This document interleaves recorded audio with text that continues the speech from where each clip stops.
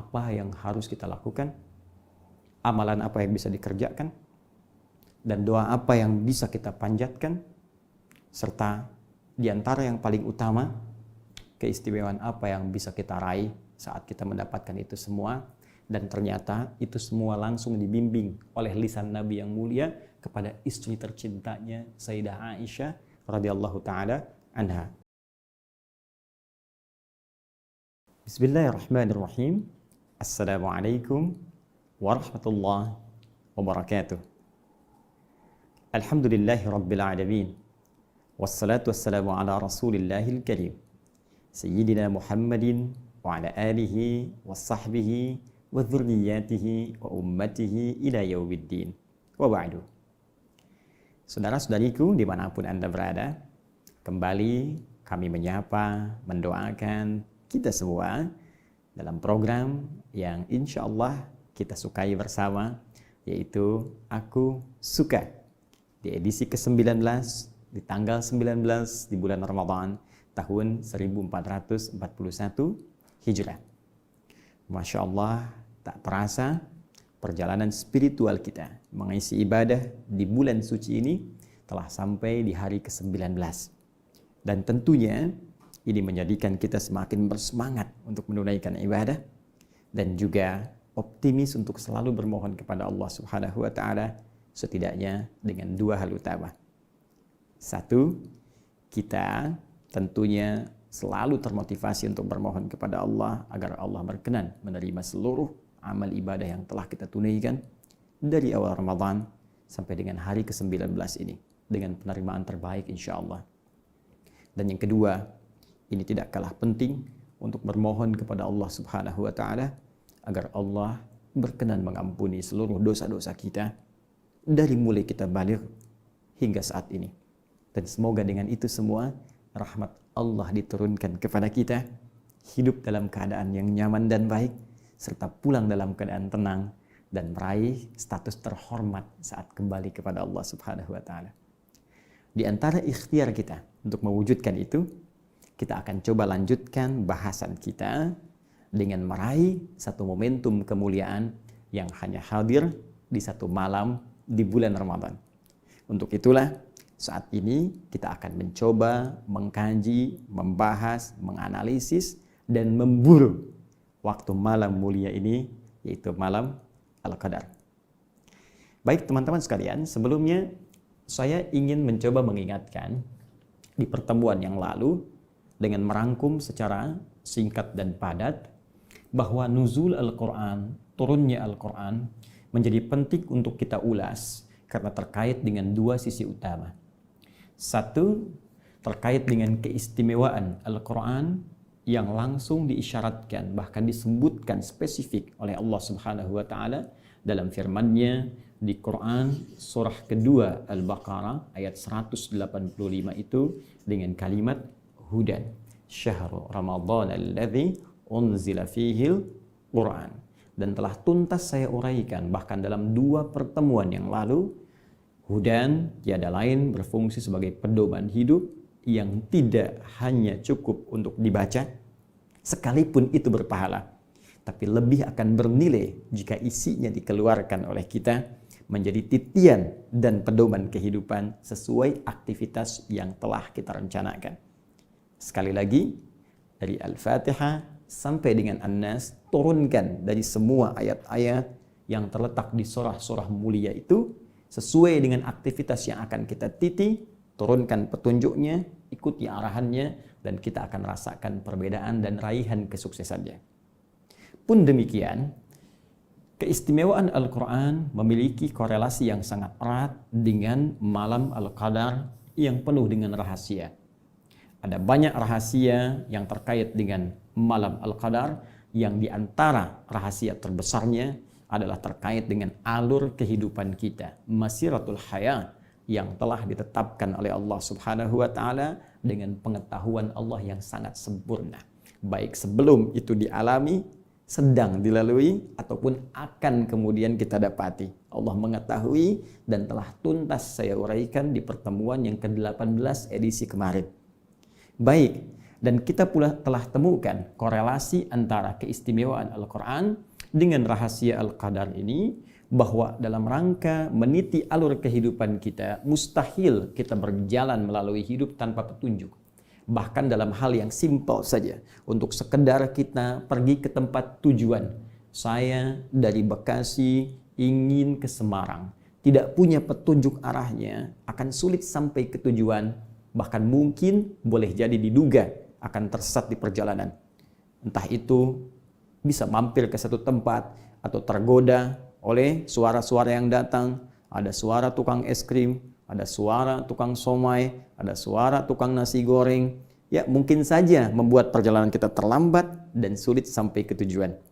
Baik teman-teman sekalian, untuk itu kehidupan yang lebih kompleks, baik sebagai pribadi, sebagai suami, sebagai istri, ayah, ibu, ya, keluarga besar, karyawan dan seterusnya, kita memiliki tuntutan untuk menjalani kehidupan itu dengan penuh kemudahan. Karena itulah kita butuh pedoman, dan disinilah korelasinya lahir antara Al-Qadar dengan Al-Quran. Qadar kita telah diatur, dan hudan petunjuk Al-Quran menjadi cara terbaik untuk menjadi acuan dalam menjalani alur kehidupan ini. Rumus ini bila kita ingin turunkan dalam konteks pemberian, hudan ini sifatnya pedomannya, pemberiannya kata kerjanya disebut dengan hada. Ya, hada, sering kita katakan hadanallahu wa iyyakum. Semoga Allah memberikan hudan kepada kita dan Anda semua. Hada. Sedangkan qadar, kalau kita ingin jadikan dalam bentuk kata kerja bersifat pemberian, memberikan alur kehidupan untuk kita lalui dan memberikan peran kepada kita untuk berikhtiar dari sebagian alur hidup yang kita akan lalui, maka bahasa Arabnya kita katakan qaddara, yuqaddiru, qaddar. Antara qaddara dan hada, relasi ini dipertemukan langsung oleh Al-Quran dalam firman Allah di Quran surah Al-A'la, surah ke-87 itu. Ya. Di ayat yang ketiga. Ketika Allah berfirman, "Wallazi qaddara fahada." Wallazi qaddara, dialah Allah yang telah menetapkan alur kehidupan kita dan mengetahui jalannya, fahada, namun tidak membiarkan kita tersesat menjalaninya, namun memberikan pedoman kehidupan untuk mudah kita menjalani alur kehidupan yang kita titi, yaitu lewat Al-Quranul Karim.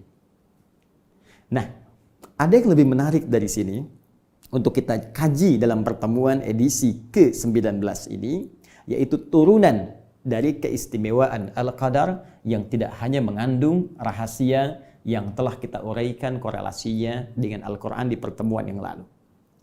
Bila kita ingin mencoba turunkan beberapa keistimewaan malam Al-Qadar sehingga menjadi seperti yang kita lihat, ternyata tidak hanya ada korelasi dengan Al-Quran yang sangat indah menjadi pedoman dari inti kehidupan, tapi juga melahirkan keistimewaan yang hanya ditemukan di satu malam ini. Jadi kalau Anda cari di malam-malam lain selain Ramadan, teman-teman sekalian, maka kita tidak akan pernah mendapatinya dan mustahil akan menemukannya.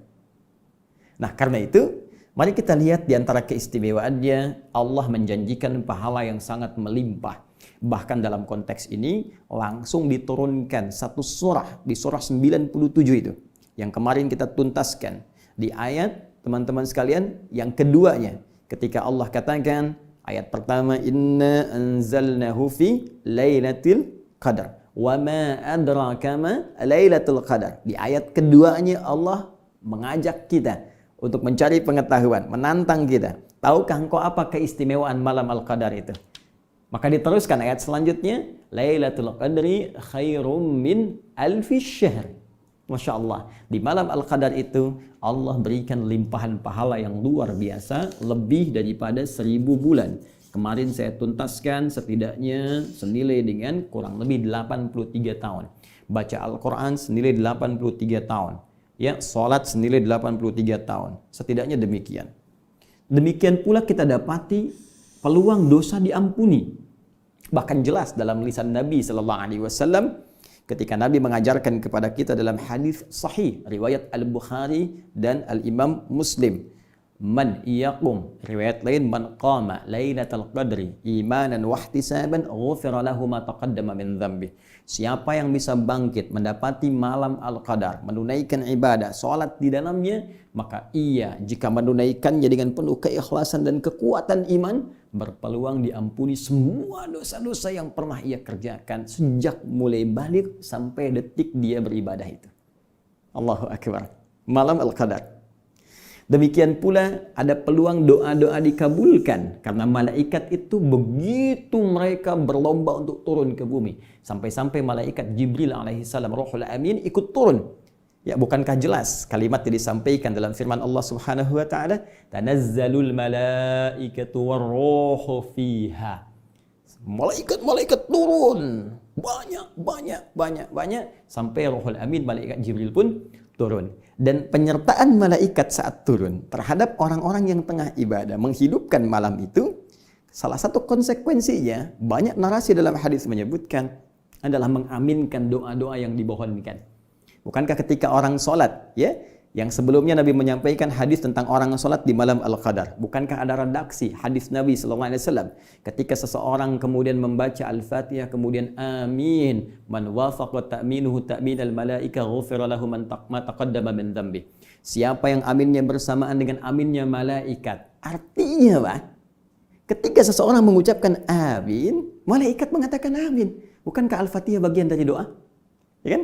Di hadis yang lain ketika Nabi menyampaikan tentang keutamaan Al-Fatihah sampai berkata dalam hadis qudsi, ya qala Allahu jalla wa ala, ya qasamtu shalah baini wa baina abdi, saya bagi salat itu dua bagian antara hak aku dan hak hambaku, kewajibanku dan kewajiban hambaku, wali abdi ma sa'al. Kalau hambaku benar dalam menunaikan inti salatnya ini, ya apapun yang ia minta aku kabulkan.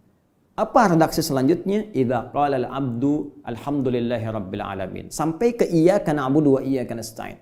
Jika hambaku mengucapkan alhamdulillahi rabbil alamin, dijawab oleh Allah, hamadani 'abdi. Mengucapkan ar-rahmanir rahim, dijawab oleh Allah, athna 'alayya 'abdi. Mengucapkan maliki yaumiddin, dijawab oleh Allah, majjadani 'abdi. Ketika mengucapkan iyyaka na'budu wa iyyaka nasta'in, apa jawab Allah? Hadza baini wa baina 'abdi wa li 'abdi ma sa'al. Ini perjanjian antara aku dan hambaku. Hambaku, kalau hambaku benar sampai bacaan ini salatnya, apapun yang dia minta aku akan kabulkan. Saat dia mengucapkan amin, malaikat amin, bonus dapat. Ya, Anda berdoa, samping malaikat, Anda berdoa kata malaikat amin, amin, amin, amin. Peluang banyak bisa diraih dan kesempatan ini tidak akan terulang. Hadir ketentraman, jelas, nasnya langsung dari Al-Quran, di penutup surah Al-Qadar. Salam.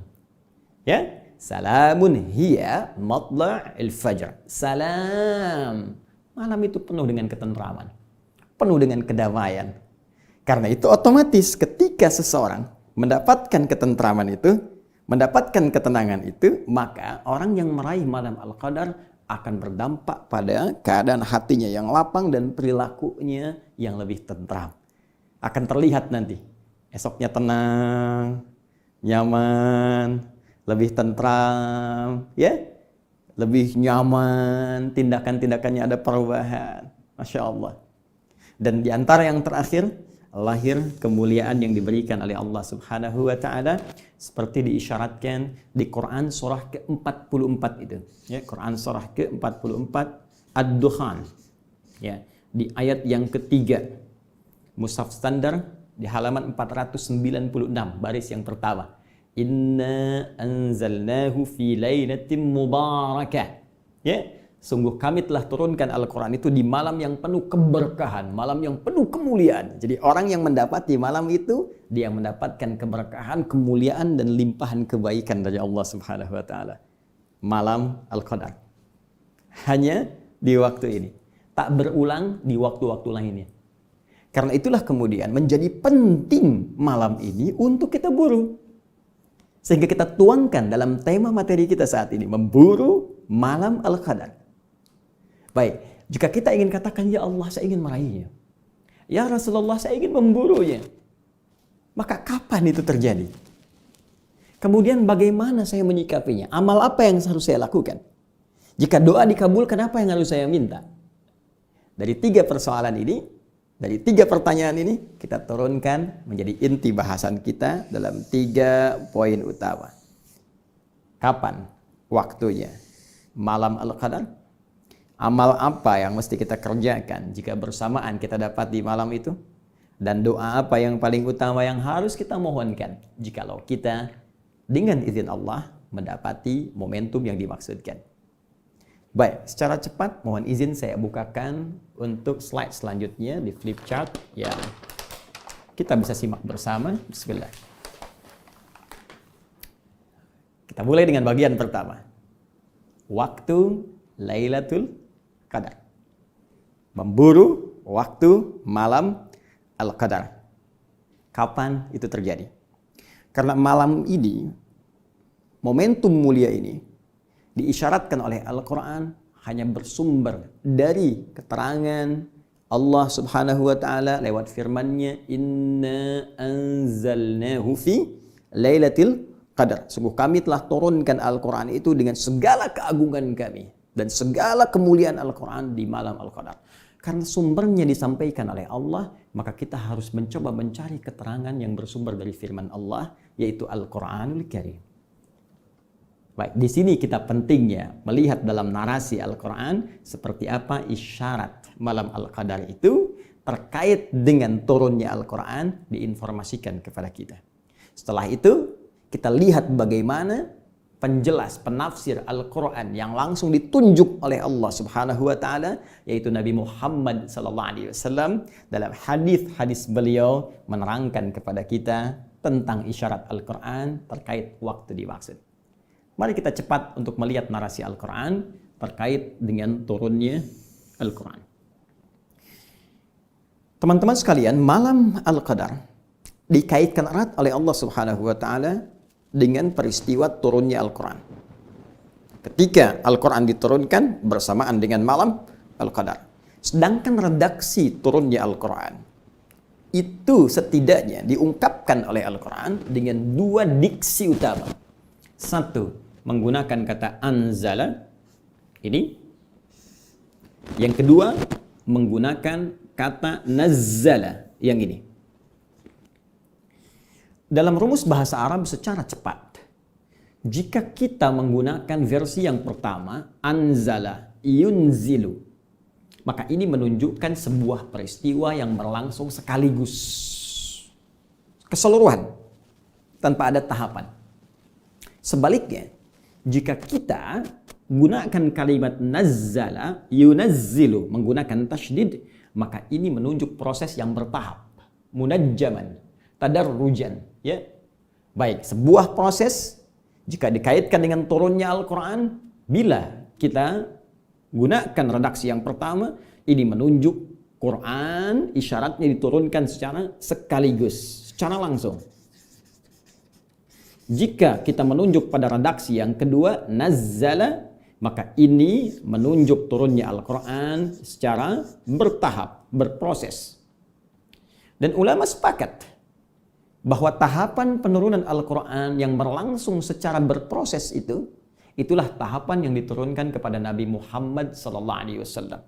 Sejak mulai periode Iqra berlangsung di Gua Hira itu, ya, pada tanggal 21 Ramadan. Ya, Syekh Safiyur Rahman Al-Mubarakfuri, ya, dalam kitabnya Ar-Rahiqul Makhtum menghimpun dengan sangat indah keterangan ini. Kata beliau, proses terjadinya turun wahyu kepada Nabi Muhammad SAW secara bertahap diawali dalam usia beliau 40 tahun, ya, kemudian 6 bulan, kemudian 12 hari. Ini dalam perhitungan Hijriyah. Nah, ini menarik sekali karena nanti di hadis riwayat Muslim, ya, nomor hadis 2263 disebutkan bahwa Nabi SAW mengalami pendahuluan untuk proses penerimaan wahyu pertama melalui mimpi yang benar, ya, ar-ru'ya as-sadiqah, ar-ru'ya as-salihah, mimpi yang nyata, yang benar, yang dibimbing oleh Allah Subhanahu wa taala. Bahkan itu berupa dari tanda kenabian. Ya, ru'ya as-sadiqah juz'un min sittatin wa arba'ina juz'an minan nubuwah. Ya, di hadis Muslim nomor hadis 2263 disebutkan langsung oleh Nabi sallallahu alaihi wasallam, mimpi yang benar itu bagi para nabi adalah satu di antara 46 tanda kenabian. Ya, karena itu Nabi Yusuf kan pernah bermimpi, ya kan? Nabi Ibrahim bermimpi menyembelih putranya Ismail alaihissalam. Nabi Yusuf melihat, ya kan? Matahari, bulan, dan 11 bintang sujud hormat di hadapannya. Bermula dari mimpi, tanda kenabian. Demikian karena itu bagian dari tanda kenabian, maka Nabi Muhammad pun sallallahu alaihi wasallam, penghulu para nabi, pemimpin para rasul, mengalami itu pula. Dan itu berlangsung selama 6 bulan. Masya Allah. Jadi tepat sekali 6 bulan itu diawali pendahuluan, kemudian dalam usia 40 tahun setelah periode ini, beliau menerima wahyu pertama. Dalam perhitungan kalender Masehi, usianya 39 tahun, 3 bulan, 20 hari. Jadi kalau ada referensi sejarah menyebutkan beliau menerima wahyu dalam usia 40 tahun, itu yang dimaksud pendekatan Hijriyah. Karena ini memang patokan dalam kalender Islam, dalam perhitungan dan penempatan peristiwa-peristiwa tertentu termasuk pelaksanaan ibadah. Apa hikmahnya menggunakan Hijriyah dalam pelaksanaan ibadah? Sehingga terasa kenikmatan dalam ibadah itu dan kemudahan dalam pelaksanaannya. Anda bayangkan kalau sedang puasa sekarang, menggunakan penanggalan kalender matahari, maka Allahu Akbar bisa dipastikan yang kena musim panas puasanya akan musim panas terus sepanjang tahun. Yang musim dingin akan dingin terus sepanjang tahun. Tapi ketika menggunakan Hijriyah, bukankah akan berputar? Sekarang mungkin ya, musim panas, sekarang mungkin musim panas, nanti musim dingin, nanti musim semi, nanti musim gugur, dan seterusnya. Tapi kita tidak bicara tentang itu. Kita akan fokus bahwa narasi yang menggunakan diksi nazzala dalam konteks penurunan Al-Quran itu diturunkan kepada Rasulullah SAW secara bertahap. Sejak mulai usia 40 tahun, 6 bulan 12 hari, kurang lebih selama 23 tahun. 13 tahun selama di Mekah itu, dan 10 tahun selama di Al-Madinah Al-Munawwarah. Redaksi ini kita temukan misal di Quran surah ketiga, Ali Imran, di ayat yang ketiga. Ya, di halaman 50 di mushaf sebelah kiri baris pertama. Allah langsung mengatakan, Nazzala alaikal kitaba bilhaq. Nazzala alaikal kitaba bilhaq. Ya, Allah telah menurunkan kepada Muhammad sallallahu alaihi wasallam Al-Qur'an secara berproses, bertahap, dengan cara yang benar. Ya kan? Dengan sumber yang nyata, dengan hukum-hukum yang benar. Baik, apa hikmah diturunkan secara bertahap itu kepada Nabi? Dijawab di Quran surah ke-25 Al-Furqan ayat 32. Ya, kadzalika linutsabbita bihi fuadak. Warattalnahu tartila. Demikian supaya kami memantapkan ayat yang diturunkan itu menghunjam pada jiwamu. Ya, bayangkan kalau diturunkan sekaligus. Kan nggak semua terasa. Ya, demikian Anda lah kalau saya sampaikan ceramah ini dalam tempo misalnya 10 jam tanpa henti. Berapa yang masuk ke jiwa kita?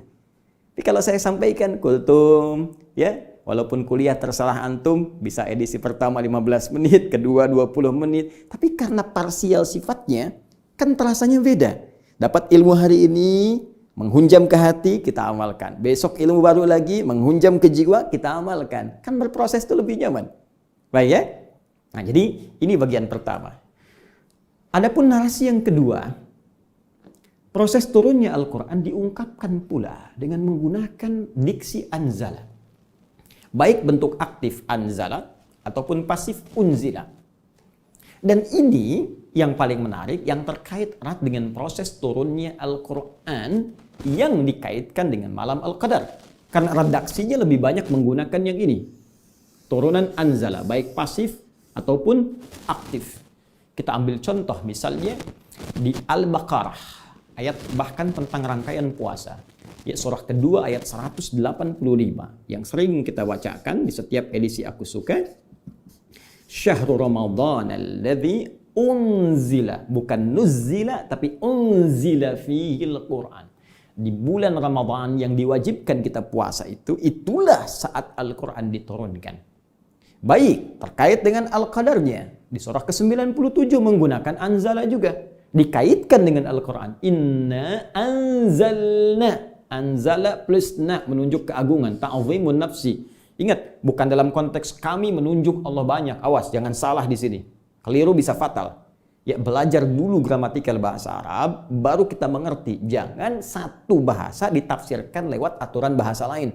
Nggak bisa kita memahami bahasa Arab, runtutan dengan gramatikalnya dipahami dengan bahasa Indonesia. Itu mustahil. Mesti masuk ke dalamnya, baru mengerti isinya. Baik. Nah, di sini ta'zimun nafsi. Sering saya katakan bahkan di edisi yang lalu menunjuk pada keagungan Allah. Ta'zimu sya'ni, keagungan kemuliaan peristiwa yang akan disampaikan, informasi yang akan diutarakan. Seakan Allah ingin menyampaikan bahwa demi keagunganku dan kedahsyatan informasi yang akan aku sampaikan, sungguh telah kami turunkan Al-Quran itu. Inna anzalna hu-nya kembali kepada Al-Quran. Ya, dhamir kata gantinya ke Al-Quran. Kami turunkan Al-Quran itu fi lailatul qadar. Nah, ini redaksi ini yang banyak digunakan terkait erat dengan turunnya Al-Quran dan korelasinya dengan malam Al-Qadar. Kita temukan juga di surah Ad-Dukhan tadi, ya, surah ke-44 di ayat ketiga juga. Ya Allah katakan inna anzalnahu fi lailatin mubarakah. Inna kunna munzirin. Ya, Masya Allah, kami turunkan itu di malam penuh kemuliaan, yaitu malam Al-Qadar. Dan kami ingatkan pada kalian, inna kunna munzirin. Ya, kami memberi peringatan pada kalian semua, kami ingatkan. Ya, ada sesuatu yang penting sampai Allah ingatkan kita semua tentang peran Al-Quran dalam kehidupan, tentang keistimewaan malam Al-Qadar. Baik, karena redaksi anzala menunjuk proses Quran turun sekaligus, maka apa yang dimaksud di sini? Disinilah pentingnya kita merujuk pendapat para ulama yang disebut oleh Nabi sebagai pewaris para nabi. Di hadis riwayat Ibnu Majah nomor hadis 223, rawinya cari sahabat Abu Darda radhiyallahu taala anhu. Hadisnya cukup panjang, dimulai dengan man salaka tariqan yaltamisu fihi ilma sahala lahu tariqan ilal jannah sampai ke kalimat wa innal ulama'a warathatul anbiya. Dan sungguh para ulama itu pewarisnya para nabi. Wa innal anbiya lam yurithu dirhaman wala dinaran walakinnahum awrathul ilma atau warathul ilma. Dan para nabi tidak pernah mewariskan dirham dan dinar, tapi mewariskan pengetahuan. Karena itu penting kita melacak pengetahuan dari para ulama yang bahkan sanadnya tersambung pada Rasulullah SAW. Saking dahsyatnya dan pentingnya ini, Imam Muslim sampai membuat satu bab khusus di hadis Muslim jilid pertamanya di halaman 119 itu tentang babul isnad minad din. Pentingnya sanad, urutan-urutan informasi, transmisi pengetahuan sampai ke Nabi yang disampaikan ulama kita, pentingnya itu semua dalam memahami tuntunan-tuntunan dalam agama, syariat Islam kita. Maka teman-teman sekalian, para ulama menyampaikan redaksi ini, anzala, yang menunjukkan turunnya sekaligus bukan menunjuk pada peristiwa saat diturunkannya Al-Quran secara bertahap pada Nabi Muhammad.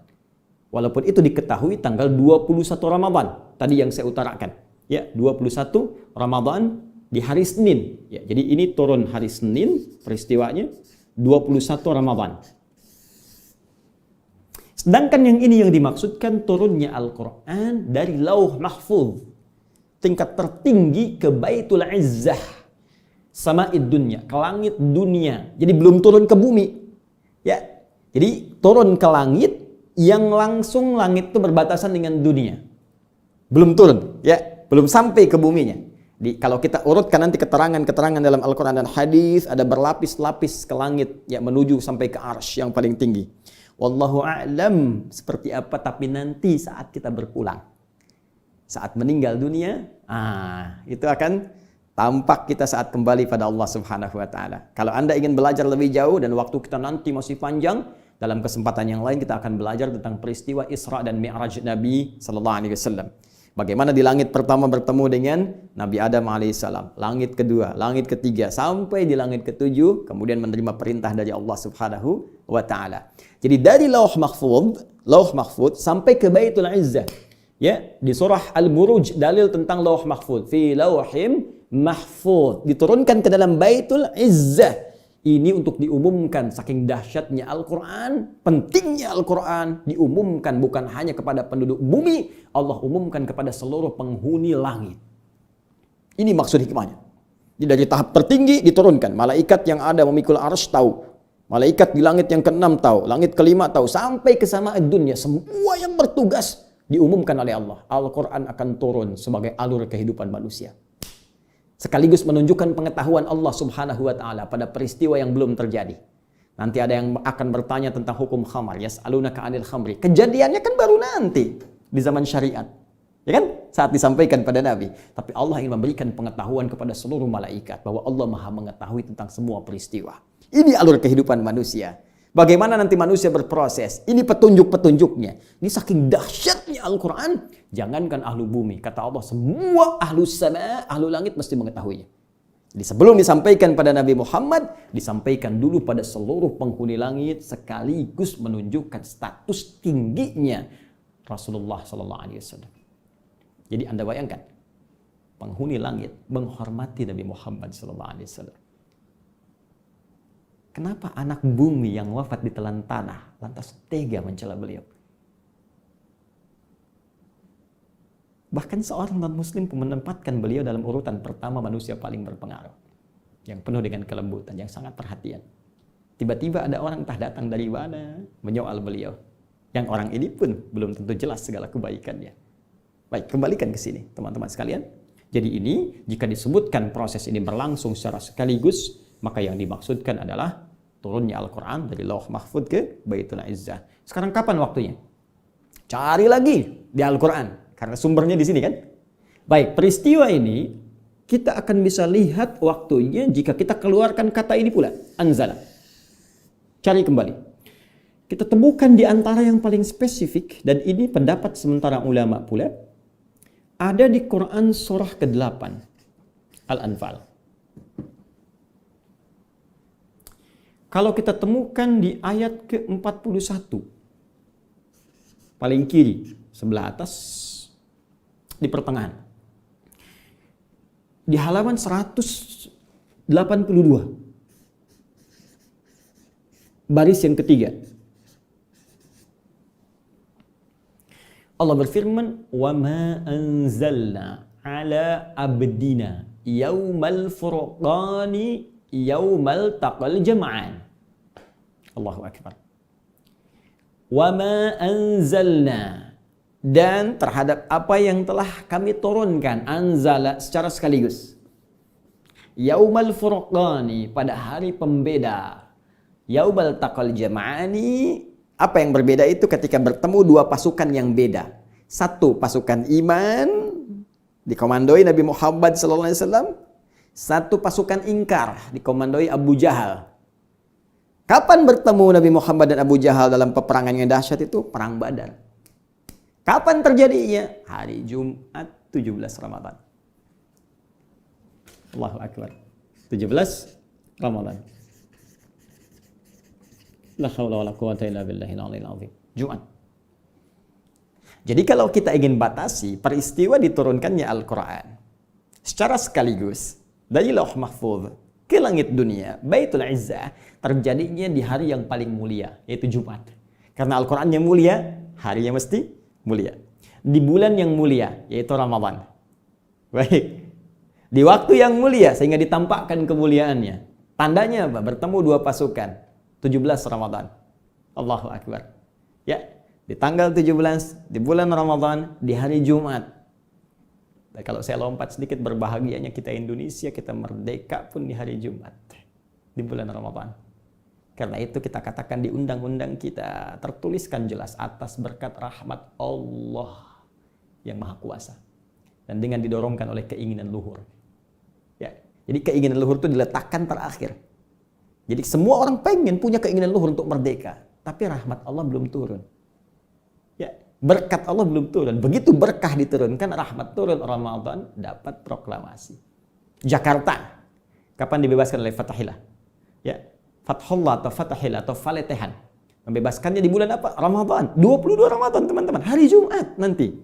Ya, baik. Untuk Ramadan tahun ini, Jumat bertepatan. Ya, 22 Ramadan. Bertepatan dengan 22 Juni itu, 1527. Ya, ini sekedar pengetahuan saja. Saya ingin menunjukkan bahwa ketika Allah memberikan kemuliaan-kemuliaan seringkali bertepatan dengan Ramadan. Al-Quran itu mulia yang paling utama. turunnya Ramadan, bulan Ramadan, harinya Jumat bersamaan dengan momentum Perang Badar.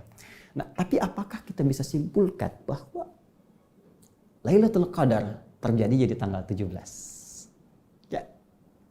Apakah kita bisa simpulkan setiap Ramadan tanggal 17 akan tiba? 17. Maka cari di malam yang ke-17. Ternyata teman-teman, pemahamannya tidak sesederhana itu. Karena setiap kita akan pahami Al-Quran, kita harus merujuk pada penafsir terbaik yang langsung ditunjuk oleh Allah. Lebih otoritatif. Kita siapa? Ini Nabi langsung ditunjuk Allah. Ini Rasulullah, manusia terbaik. Maka kita lihat bagaimana Nabi SAW memberikan penjelasannya. Lacak dalam kitab-kitab hadis.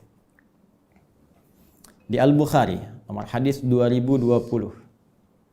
Tersebut juga di hadis Muslim. Nomor hadis 1169. Dan ini saya sudah cek. Ya, cek langsung redaksi hadisnya, dilihat penomorannya, juga rawinya dari Sayyidah Aisyah radhiyallahu taala anha, ibunda kita semua, Ummul Mukminin. Ya, apa redaksi nabinya? Taharru Lailatul Qadri fil ashril awakhir, bima ma'na. Berburulah kalian. Oh, makanya kita bikin judul berburu, mengambil sunnah Nabi. Berburulah kalian malam Al-Qadar itu di 10 hari terakhir Ramadan. 10 hari terakhir. Itu 17 belum masuk nih. Ya. Nabi minta 10 terakhir. Ya, kalau malam kan berarti malam 21, 22, 23 sampai malam 30. Kalau jatuhnya 29 berarti malam 20 sampai malam 29. Nah, ini 17. Nah, ya gimana Ustadz? Ini kata Quran di syarat 17. Yang ini kata Nabi di 10 hari terakhir. Bahkan yang menarik, lihat lagi di sini teman-teman sekalian, di hadis Al-Bukhari, nomor hadis 2017. Kemudian juga riwayat dari Sayyidah Aisyah, cari di malam-malam ganjil. Ya. Watri bahasa hadisnya. Cari di yang ganjil-ganjilnya. 21, 23, 25, 27, 29. Baik, ada lagi hadis dari riwayat Ibnu Umar, Abdullah Ibnu Umar radhiyallahu taala anhuma. Di hadis Muslim ditemukannya, nomor hadis 1165. Spesifik cari di 7 terakhir yang ganjil. Ya, 7 terakhir yang ganjil berarti ya, kalau kita mulai dari 23, ya 25, 27, 29. Ya, kan 7 terakhir kan dari hitungan 3 kan, 23, 24, 25, 26, 27, 28, 29. Kalau kita lihatnya nanti 30, berarti dari 24 ya. Kalau ambil yang ganjilnya berarti malam 23, 25, 27, 29. Spesifik. Nah, di sini ternyata kalau kita kompromikan, kalau di fikih itu ada namanya al-jam'u wat taufiq. Ya, dikompromikan, disatukan untuk melihat kemana arah pemahaman ini. Nah, ini biasa standar. Kadang ada satu peristiwa hadisnya banyak, ingin menunjukkan tentang satu hal yang sangat lengkap. Kalau diambil sebagian nggak ketemu. Kayak Bismillahirrahmanirrahim hadisnya banyak, ada yang menghitung sampai 70. Ternyata ketika dikumpulkan, ada yang sir, ada yang jahar, ada yang nggak dibaca sama sekali. Ada rakaat pertama dibaca jahar, selanjutnya tidak. Jadi tahu kita cara baca Bismillah ada 4 cara. Pun demikian terkait dengan ini teman-teman, disimpulkan bahwa fase pertama kali saat turunnya dari Lauh Mahfuz ke Baitul Izzah pernah terjadi 17 Ramadan. Namun setelah itu dengan kehendak Allah Subhanahu wa taala bisa kemudian di tahun-tahun berikutnya setelah peristiwa pertama ini bisa Allah gantikan. Bisa dipertukarkan, bisa di malam ke-21, bisa di malam ke-23, bisa di malam ke-25. Bahkan dalam riwayat Nabi sallallahu alaihi wasallam pernah aku ditunjukkan waktunya, diberi tandanya, cuma kemudian setelah terbangun dibuat lupa tanggalnya, hanya diberikan tanda-tandanya. Jadi kesimpulannya, ketika Nabi sallallahu alaihi wasallam memberikan gambaran seperti ini, cepat berburu. Bahkan di riwayat lain kencangkan ikat pinggang. Lebih semangat lagi. Ini menunjukkan memang mahal malam Al-Qadar itu. Kalau murah langsung ditunjukkan. Tapi karena mahal, semua kita diminta berusaha. Coba lihat kompetisi. Kalau hadiahnya mahal kan kompetisinya berat. Kalau cuma power bank mungkin dia ya kompetisinya ringan gitu. Tapi karena ini hadiahnya ampunan dosa, hadiahnya rahmat, pahala berlipat, dibikin mahal. nggak ditampakkan oleh Allah, dibuat kita berlomba sekencang mungkin. Dan bukankah perlombaan semakin kuat di lap-lap terakhir? Orang kalau maraton, balap sepeda, balap mobil, balap motor, pasti lap terakhir makin kencang. Karena itulah untuk mensupport kita, ini kadang karena Ramadan jadi aneh. Kenapa jadi aneh? Awal-awal tuh orang makin kencang, penuh tempat ibadah, semangat. Kekinian, pertengahan, akhir, jadi seperti ilmu. Al-ilmu nurun. Ilmunya berkurang, nurun. Sekarang terjemahan cahaya dulu jadi nurun, berkurang. Ya. Ini semangat nurun untuk dimotivasi itu kata Nabi. Coba cari di 10 terakhir. Membuat kita semangat lagi. Dan Nabi kalau sudah menyampaikan petunjuk Allah, wa may yantiqu 'anil hawa in huwa illa wahyun yuha. Kalau Nabi sudah memberikan isyarat, berarti langsung dari Allah infonya. Ditempatkan di akhir supaya kita lebih semangat lagi. Intinya kalau mau dapat, gampang. Ikuti isyarat Nabi. Secara lebih kuat, di 10 hari terakhir nanti mulai besok atau mungkin lusa bagi sebagian tempat kita masuk ini paling gampangnya gini, paling gampang setiap malamnya bangun kalau nggak mau ketinggalan, itu aja. Itu paling cepat, berburu paling cepat malam Al-Qadar, menyontoh Nabi. Apa yang dikerjakan Nabi? Setiap malamnya dihidupkan, itu paling gampang. Kapan waktunya? Dari mulai ba'da Isya sampai menjelang fajar. Seperti yang pernah saya uraikan dalam kesempatan sebelumnya. Ya, salamun kuncinya, clue-nya lihat. Hiya, malam Al-Qadar itu hatta matla'il fajar. Terbentang dari malam sampai menjelang fajar. Maka usahakan walaupun mungkin sekejap saja. 15 menit, 30 menit. Demi Allah, demi perjuangan hidup kita. Sayang, cuma sekali. Belum tentu ketemu lagi. Bangun. Walaupun cuma 15 menit, pasang alarm. Silahkan. Ada yang jam 2, ada yang jam 3, ada yang mulai dari ba'da Isya, setelah tarawih. Siangnya dia istirahat, malamnya dia buru itu, supaya bisa fresh bangun. Ada yang mungkin masih bekerja, ya WFH di rumah, siang masih beraktivitas, malam, sebagian malamnya bangun. Kalau nggak bisa diambil semua, jangan tinggalkan keseluruhannya. Ambil sebagian malamnya, itu nasihat saya. Nah, jika kita sudah dapatkan itu semua, apa yang harus kita lakukan? Amalan apa yang bisa dikerjakan? Dan doa apa yang bisa kita panjatkan? Serta di antara yang paling utama, keistimewaan apa yang bisa kita raih saat kita mendapatkan itu semua? Dan ternyata itu semua langsung dibimbing oleh lisan Nabi yang mulia kepada istri tercintanya Sayyidah Aisyah radhiyallahu taala anha. Apa bacaannya? Seperti apa amalannya?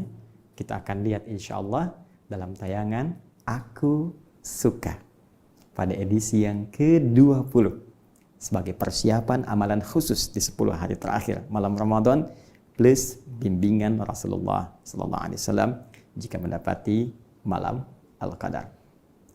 Saya kira itu yang bisa saya sampaikan di kesempatan yang baik ini.